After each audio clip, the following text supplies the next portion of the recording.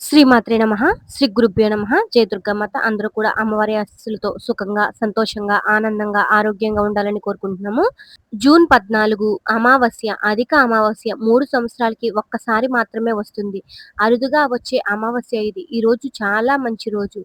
ప్రతి ఒక్కరి గ్రామ దేవత ఎవ్వరైతే ఉంటారో ఆవిడకి పంచపక్ష పరమాన్నాలు నైవేద్యంగా సమర్పించండి. లేదా పులిహార గాని, దద్దోజనం గాని, లేదంటే కొబ్బరికాయ ఉంటే కొబ్బరికాయ గాని, లేదంటే బెల్లం ముక్క అయినా సరే అమ్మవారికి నైవేద్యంగా సమర్పించండి. ఇలా చేయడం వల్ల మీ ఇంటికి ఉన్న దుష్టి దోషాలు తప్పనిసరిగా తొలగిపోతాయి.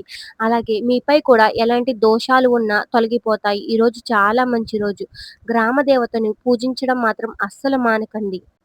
కలిసి వచ్చే రోజు. అదృష్టం కూడా మారుతుంది. ఈరోజు చేసే పూజలు గాని, ప్రార్థనలు గాని, దానాలు, పితృ రుణాలు మరియు దైవ సమర్పణకు ప్రత్యేక ఫలితాలు లభిస్తాయి. ఈ పవిత్రమైన రోజును నిర్లక్ష్యం చేయకుండా చాలా జాగ్రత్తగా పాటించండి.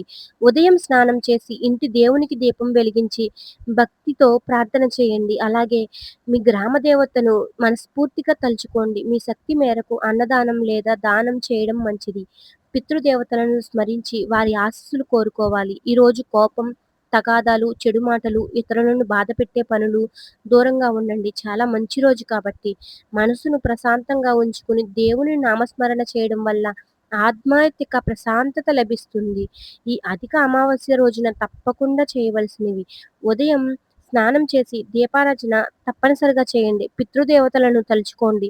పేదలకు ఆహారం లేదా దానం చేయండి.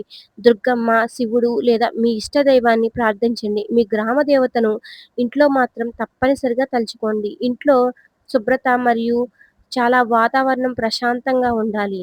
ఇలా మీరు భక్తితో ఈరోజు ఏదైనా చేసినా లేదా గ్రామ దేవతకు నైవేద్యం సమర్పించినా చాలా మంచి ఫలితాలు లభిస్తాయి. మీకు ఉన్న దుష్టి దోషాలు తొలగిపోతాయి. మీ ఇంటికి ఉన్న దోషాలు తొలగిపోతాయి. ఇంకా అంతా మంచే జరుగుతుంది. ఆ అమ్మవారి ఆశీస్సులు మీపై తప్పనిసరిగా ఉంటాయి. శ్రీ మాత్రే నమః. జై దుర్గామాత. ప్రతి ఒక్కరూ కూడా ఈ సందేశానికి లైక్ చేసి జై దుర్గామాత అని కమెంట్ చేయండి. అలాగే మీకు ఏదైనా సమస్య ఉంటే కామెంట్ రూపంలో తెలియజేయండి. అమ్మవారి వరకు మీ సమస్యను తీసుకువెళ్ళవచ్చు.